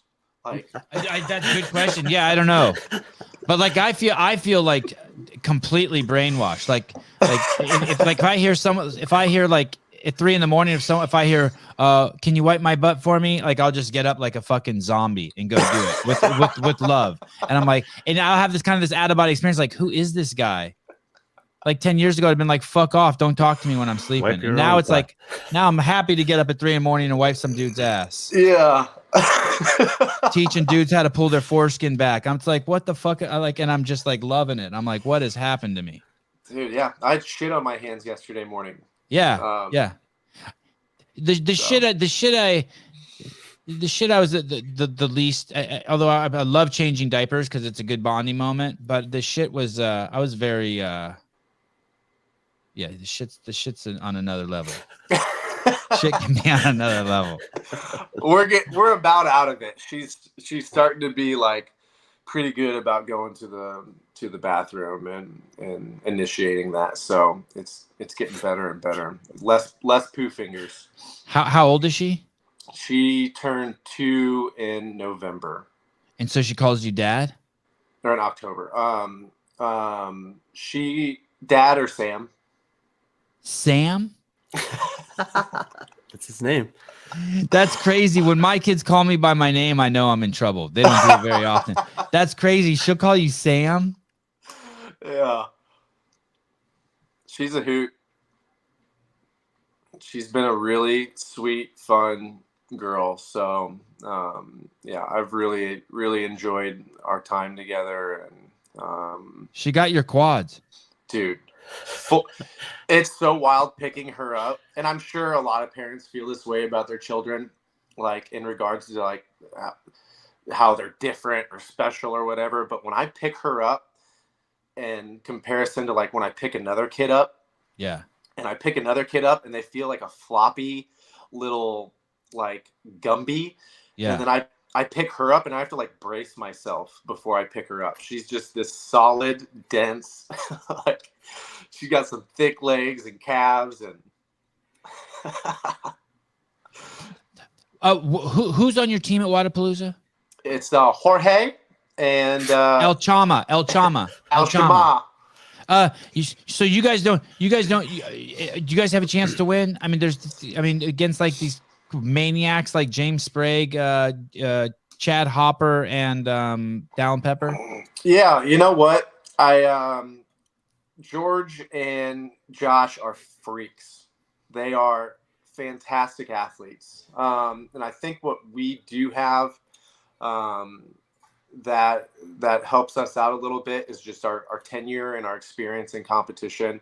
One of my favorite things when I'm competing against like younger athletes is they don't quite have the understanding of how to like manage their heart rate and apply a relative perceived exertion that's actually sustainable. So it's nice to kind of watch some of these younger athletes like just go out and send it, and come toward the end of the workout they have nothing left and they can't finish. So I think just with our tenure we have some advantage there, and just the amount that we've all competed on the bigger stage at the higher level is something that we have to kind of give us some confidence in this. But yeah, I mean, Wodapalooza as an off-season kind of competition, it has it feels a little bit more relaxed to me. And like when I go down to Miami, I'm usually going down there to kind of have a little bit more fun. And it doesn't like, just my mindset's just a little different around it. So we're going there to have a good time and just to kind of like start the season off right and whatnot, or finish the season off right, however you kind of want to look at it. But yeah, I mean, we're all competitors. We're going there to compete and try to win workouts. So yeah, I picked you to win the one that was already announced. I appreciate that, Ryan. Thank you. Did you really? Yeah, it's just straight lifting event. These three guys are savages. Yeah. Oh, even dude. Chama's strong too, like you and Jorge. He actually Gosh. reposted or posted something and tagged me and said, "I agree, Brian, friend." We agree on something. Oh, that's awesome. Yeah, Josh can throw up some significant numbers on the shoulder to overhead. El Chapo is strong. That's awesome. Yeah, El Chapo can deliver.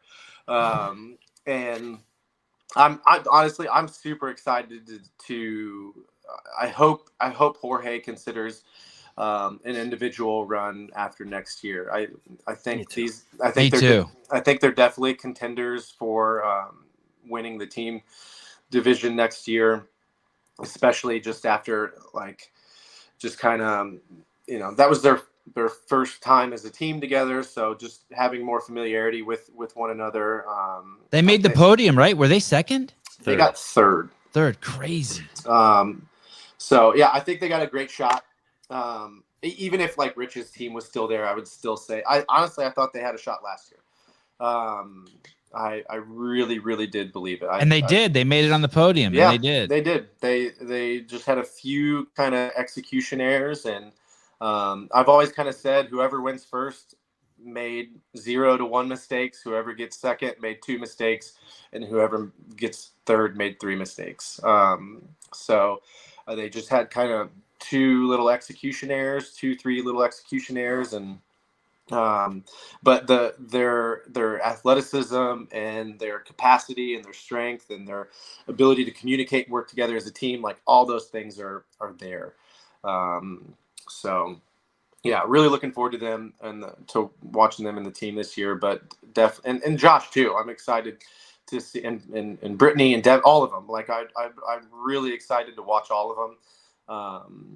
Shit! I know the people on that team. They're all. Well, I know of them. The Yeah, when you started saying their names. names, I was like, oh, these are some Zelos Games people. Oh yeah. Oh, Yeah. That's cool.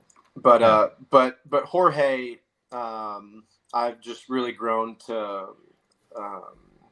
like it. And again, I have great relationships with all of them, but just Jorge specifically, I'm really thrilled to. I hope he considers making an individual run in the future. I think he just his size, his strength, his athleticism, like he's getting old. He better hurry up. He is getting older. He's like 27 or something, right? He's coming on yeah. the show. We're gonna have the talk. You're getting old, buddy. He is getting a little older, but He looks like he's 12 though.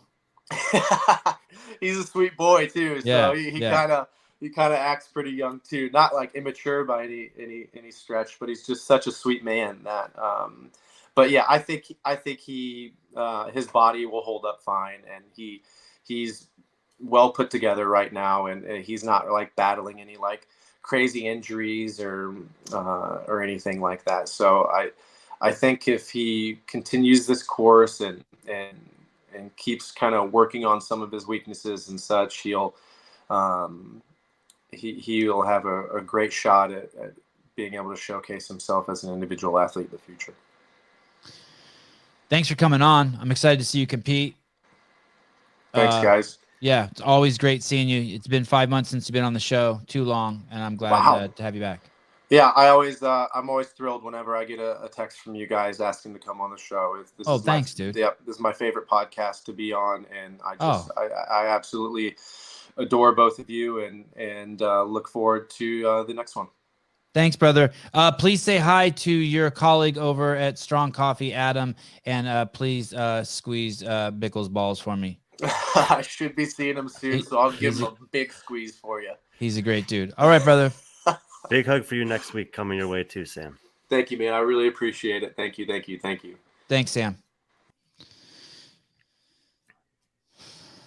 Look at Caleb's in love. Hey, Caleb, I left the camera on in my living room, and I'm just really hoping my wife doesn't walk by in front of it naked. I saw her come by one time, but she's was she clothed? You're good. Okay. I can see it down below. I'm like, Jesus Christ. I was late today. I was like hustling. I don't know what happened. Brian, let's go over some of the highlights of this. Tell me about El Chama. Who's this El Chama guy who's on the team? He was on the games team last year. He's legit. Yeah, he's from the UK. He's really good. I mean, he's top 20 guy in Europe, I think, still, and it probably has been for a couple of years. In this, I don't think that the semifinal format is necessarily the most optimal for him as an individual. So he's always kind of been just like last chance qualifier, 10th place at a semifinal. I think he may, I haven't really gotten to see him do many of these, but I think he might do better at more tests, more outdoor fitness type of stuff, competition. But he's also like an incredible guy. You would really like this guy. Like his personality. He's cool. Yeah. I had a chance to sit down with him in London one year after Strength in Depth. And him and his girlfriend, then I think they're married now. And they're just really easy people to get along with. And did you see his calves in that photo? He doesn't even have he's just tree stumps for legs. He's huge. Yeah, he's a big guy. He moves pretty well, and he works really hard. And him and Jorge are both great. I mean, I had them both in my top 100. His ankles and calves are the same thickness. Oh, you had him in your top 100, him and Jorge. Yeah, but I won't. I won't next time because they're not going to be doing individual. So I'm just moving men out as they find out that they're going to actually do on the team side. But I think I had him 73rd and Jorge 83rd when I put that out in August. So they're very good. Hey, this is nuts. Is this true what Patrick Clark is saying? He competed in 6 sanctionals in 2019. Did anyone else do that? I think is that a typo? I think Danny Spiegel did 9. I can check. Wait, there were 9 sanctionals? No, sorry. I mean, I think she did 5. No, there were more than that. I didn't even know there were. But he might be talking about teams and. That means he traveled. The sanctionals are basically. How many sanctionals were there? Oh, is that the year? He only did 2 as an individual, which was Strength in Depth and Down Under. But he may have competed on a team for some of those, and I didn't track all of the team stuff that year. How many sanctionals were there? Was there like 15 or something? Yeah, that year there were like 15. Oh, that's chaos. Someone sent me a DM saying I need to reorganize all my shit back here. If someone wants to pay for that, let me know. Like a new webcam, and someone wants to. People are like, "Hey, you need to hire someone to design your studio more." It's like, "Hey, shut the fuck up!" Like this is like Radio Shack in here. I keep thinking I should do the same, but people are always making comments that they love it, so I'll just leave it. Cobble some shit together. Did you see did you see the show I did with Dave? Did you see any of that? I brought the couch into action, Brian. I did see that you guys were doing that. Yes. Are you jealous at all? Like, hey, I've never even been to his house. I'd like to come visit your family sometime. Yes. Yeah, that's how you always say it. You need a leather casting couch. So, someone wrote in the comments, how did Dave feel sitting on all that DNA? I mean, your couch. I was like, oh. What are you going to say, Brian? Nothing. Sam Dancer referred to Wodapalooza as an off-season event. Mm-hmm. Is that accurate? Yeah. What about preseason? Maybe preseason. Some would say preseason, some could say postseason, some could say off-season. I don't think there's ever been a real clear definition of that. I like off-season. I consider the season to start when the Open starts, and then everything else I just consider the off-season. At Morning Chalk Up, Justin LaFranca was very particular about what we called it. I can't even remember what he preferred, preseason or postseason, but the Open kicks off the season. The season runs through the games. Everything that happens outside of the season is off season. That's how I think about it. If we all gave, this is an ad lib. If we all give $2, I'll finish the sentence for you. Sevan will be happy. Oh, so what is this? Sevan, go watch the video Dallin Pepper posted. Is it in his? If it's in his Instagram, we can do that, Mr. Benji. If it is not, then I wasn't joking, by the way, about the strong coffee. I mean, I don't fuck around with any other instant coffee. I did want to address. I do like one thing. it. I like strong coffee too. A lot of people seem to think I was skeptical or something while Sam was talking about his ayahuasca experience. Actually, maybe we should talk about it some other time. But I have a lot of experience with spiritual pursuits like that, and don't actually talk to very many people who talk about them very much anymore. So I was actually pretty interested in listening to what he had to say. Hold on. Let me send Matt. Let me tell Matt to schedule a show. Matt Souza here. Please schedule a show with Brian regarding spiritual pursuits. Wait, do you want it to be a series or just a one-off? I don't know. Okay. I would like to talk Brian and Matt. Spiritual drug show. We can talk about my experience with drugs and then also my experience with spirituality as a fallout of that. Oh, God, that would be so fucking good. This is the show everyone's been waiting for. Oh, okay. So Susan's in the comments. You see that, Susan? I sent you a text. Let's, we are not doing that. We are definitely not doing that. I'll fucking lose the show. Okay. And I apologize. I missed the show with Danielle Brandon the other night. Oh, that was partly my fault. But thank you. I'll take some blame for sending you the link late. Okay, action. Look, man, here's the truth, Dallin. I need you. More than need you, I want you on my team. You know you were my first option. About 30 years from now, when we're washed up, 50 years old, talking about this, you're my best friend in the sport. I know we do well. Handstand push-up workout might eat us up. Be your freaking biggest fan.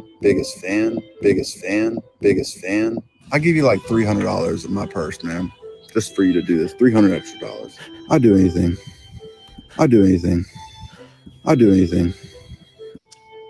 Look, man, here's the truth.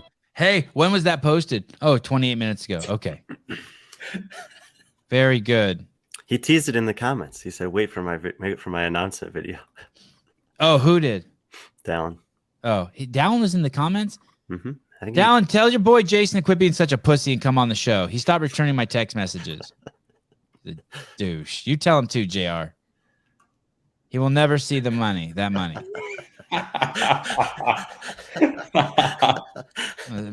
going to text Jason the underside of my scrotum if he doesn't return a text soon. Fucking damage him for life. Yeah, great video. Thank you, Benji, by the way. That's about as close as we can get to getting Hopper on the show. I should have said that was live. Fraser had him block your number. No doubt. Yeah, Hopper's a good dude. He's funny. That's good. Okay. Look at Patrick conducting. You want to watch a Fikowski? How are you on time, Brian? Fine. Okay. Well, let's just pretend like we're at home looking at our Instagram on the couch with 368 people joining us. Mr. Beaver, can we see Fikowski's clip? Is Fikowski going to Wodapalooza? Yeah, individual and team. And this is a preview of what their team experience might be like. God, he's busy. But he has time to make this. Okay. The decision-making type. As the brains of this organization, I should have made this decision. Woo. I'm sorry. Since when did you become the brains? I'm sorry. I've always been the brains. What? What are you talking about? I thought I was the brains. What the hell am I? You're the looks. Well, yeah, of course I'm the looks, but I always thought of myself as the brains and the looks. No, you're the looks. I'm the brains. Charlie's wild card. That's awesome. Yeah, that's the classic setup. You know this, no? Look, every great crew in history has followed that basic dynamic, right? Looks, brains, wild card. Think about it. The A-Team did it. Scooby-Doo did it. The Ghostbusters did it. Oh, shit. Yes, right? Man. Our problem is that we don't stick to that basic format, and it gets us into trouble. So what you're saying is that by breaking from that format, we're actually limiting our ability to be as successful as those organizations. Totally right, dude. Great. On to the matter at hand. Hey, dude, that team's gonna win. Well, That team's gonna be fucking hard we'll to say beat. They'll be hard to beat, but I don't think they're a lock to win. And I have a lot to say about it next week. Monday and Tuesday, we have two of the biggest obstacles that will ever happen in Brian Friend's life. He will have to try to talk to us about Wodapalooza with John Young in the room. They'll probably be 2-hour show each. And we will see. You can call the show Studying Wodapalooza with Brian Friend while John Young pelts him. It's going to be quite the show. And by the second, I don't even know if Brian will show up the second day. Or he might tell me, hey, John can't come on the second day. It was Brian's idea to have John on both shows. But something that makes me think that Brian's a glutton for punishment. So it should be interesting. Go ahead, Brian. You were going to say. Very similar. It's very similar to what Brent just spoke about. You know, when John's on, we have the brains, we have the looks, and the wild card. All right. That's good. Okay. Maybe she chooses. You're the wild card, by the way. Oh, darn it. Hey, Hiller needs to call Fikowski and take lessons. I mean, I know Hiller's got a lot of more dynamic movement and stuff, but that was really, really fucking good. And just the different heads and faces used and different looks. I mean, that took Fikowski some time. That was like a 6-hour flight on a plane or something. Yeah, I actually really like the selections he had for Vellner. Vellner said very little in the thing there, but if you watch it back and look at the faces he puts for Pat, it's epic. I wonder if Fikowski's dying laughing as he makes it too. Probably. I mean, hopefully. Yeah, definitely a podium team. It'll be fun. It'll be really fun. I mean, they have not announced very many of the team workouts yet, so I think we'll probably put that one off till Tuesday and hope that we get as much as possible there to look into. But even if we don't know a lot of the programming, it can be fun to talk about these lineups. I don't know if we have it on the StreamYard yet, or on YouTube yet. But so on Monday, it's the show's at 9 a.m. Pacific Standard Time. Oh, then we have a draft show on Monday too. That's Monday night. We don't have. Oh, okay. And then Tuesday morning. No, that's not Monday. Oh, yeah. The draft show is Monday. So we have 2 shows on Monday the 9th. We have Jorge Fernandez on. Then we have Wodapalooza predictions with Brian and John Young. And then we have the draft in the evening. And then on Tuesday morning, man, those morning shows with Brian and John, I'm telling you, you guys do not want to miss those. I'll open up the call line too. It's going to be fucking. It's going to be crazy. Hopefully John will be in a bathtub. Have you announced that programming? I mean the fantasy draft thing yet? No. You want to tell people about it? I don't know. Yeah. Basically we got 6 teams of 2 analysts or personalities, and we're gonna do a little Wodapalooza draft and play a competition on lawn chair leaderboarding. And I'm partnered with J.R. Howell. You're partnered with J.R. Howell. I'm partnered with Dr. Spin.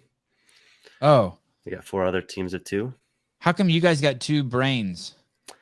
That wasn't exactly how it was divvied up, and he's actually changed his plan since then. May potentially put us at a little disadvantage. He's going to start his transition. No, we're trying to have because about half of the people are going to be in Miami and half are not. So we're trying to have 1 and 1. Yeah. The people in Miami it's a lot harder for them to react on the fly as things are happening or make changes to the roster, especially Chase and Bill are participating. They'll be commentating, 1 for individuals, 1 for teams. So we wanted to pair the people on site with someone off site, but Spin Doctor decided to come to Miami too. I think we can only get 10 people on StreamYard. I wonder what we're going to do. A couple people won't be able to be on. Yeah. Well, the other reason we wanted to have 2 per team is to increase the likelihood that someone from every team could actually make it. And so we'll have at least 1 from every team. I actually think that you and I are going to go on, but not draft. We're going to just evaluate the picks that other teams are making to fill the dead air while they're thinking about what they want to do. Oh, right. Yeah. I'm definitely not. I'm going to do whatever JR says. I'm going to be like, yeah, JR is fucking brilliant. And they'll make up the picks for our team. And then we'll just kind of fill the time. Cause remember last time we did it, how serious everyone got as soon as we started, and it was like kind of awkward and quiet. So it went fast, It did. But I think that it'll be good if you and I are somewhat removed from the draft and we can just talk about how bad the other teams' picks are besides our own teams. I think that the bar has been set very low for draft shows, so I think we come out with the win. Either way, It should be fun. It should be fun. Yeah. All right. Oops, I just flashed my notes. Don't do that, Sebi. Anything else? Oh, we have some other shows coming before Monday, don't we? Yeah, we have all sorts of shit. I got Rich Froning coming on in 2 hours. Thanks for the invite. I'm ecstatic. You're very welcome. They didn't send it. You're very. You're a busy man. You can't be on all the shows. I've never made a show with Rich. Actually, I'm never available when you have him on. Mr. Froning at 11 a.m. You know that I think Sam Dancer, Rich Froning, and I are all born within a month of each other in the same year. Mm-hmm. Oh, that's pretty crazy. I think so. It's crazy that you know all their birthdays. Yeah. When is Rich's birthday? Towards the end of July, 1987. Tomorrow, are you coming on tomorrow's show? I have it on my calendar as a maybe. Paige Powers. Yeah. It's so funny. It's almost every time you have someone from Mayhem on, I miss it. By design. I'm going to do a live call-in show sometime too. I got too many notes piling up. And then Sunday's just fucking nuts. We have Travis Mayer, then Patrick Vellner, then Alexis Raptis. Do you know that I was wondering if Sousa did it on purpose and spelled Travis's name wrong? I saw that. Hey, he may be copying and paste. I should take all the blame for all the spelling errors because I just like peck away at my keyboard like a maniac, and he might just copy and paste. Surprised he didn't just say Trevor. Then Monday we have Jorge Fernandez on. I'm excited about that. It'll be my first time meeting him. Then Monday and Tuesday we have the prediction shows. Oh, Wednesday we have Jay Crouch on. I'm excited about that. I'm scared though because he didn't talk much. I won't make that one either. So yeah, I need you. He's got a beard about as big as mine right now. He does? Yeah, pull up Maddie Surt's Instagram from today. I had to zoom in to make sure it was him. And then Thursday, Friday, Saturday, Sunday, the show kicks off. Hey, have you seen my bumper for my my new level 1 campaign, CrossFit level 1 campaign?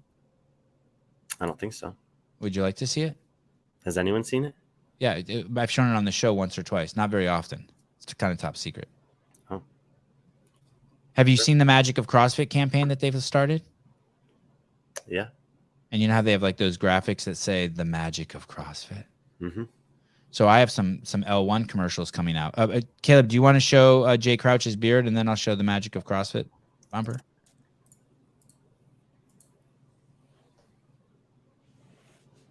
Wow. Oh, they look great. I just want to see him getting out of the water in Miami with the beard dripping wet. I think it's going to be a different side of him that we're used to. Hey, he looks like a pinner there. He looks like a 5'5", 125-pound UFC fighter there. What way? He looks tiny there. What's going on? Isn't Maddie Sturt like 4'11"? How tall is Jay Crouch? I think she's wearing heels. He's like 5'8". I'm surprised Caleb didn't grow a beard when he was overseas. Thank you. Mr. Crouch, I'm looking forward to seeing you. If you're not going to talk, bring your buddy Rob Forte, please. Jay does have a good smile that goes far. Okay. So for those of you who don't know, CrossFit has launched the Magic of CrossFit campaign. They have some fancy graphics for it. But I'm also going to release a bunch of level 1 video that I shot from years past that showing the importance of taking the L1. But this is the bumper that we have for ours. Brian, pay attention. Okay, here we go. It's only 17 seconds. Am I playing it? Oh, I thought you said you were going to play it.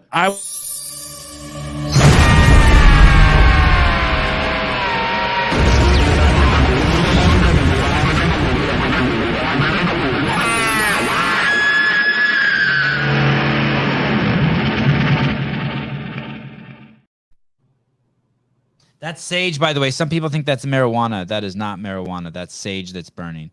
And then, Brian, then it will fade into like, like a scene at the level 1. Mm-hmm. Do you like it? Very well done. Thank you. You made that? I cannot take credit for making it, though. And I provided very little vision, to be honest, also. I might need to know who this person you provided the little vision for is, because I tried to do something similar with a shirt idea and it has not been going well. Yes, sage, cloves, hemp, whatever. Yeah, I just don't approve of cannabis smoking. Smoking's bad for you. Okay, we will see you guys in 2 hours. Be good. Caleb, will you still be awake? Should be. Bye-bye.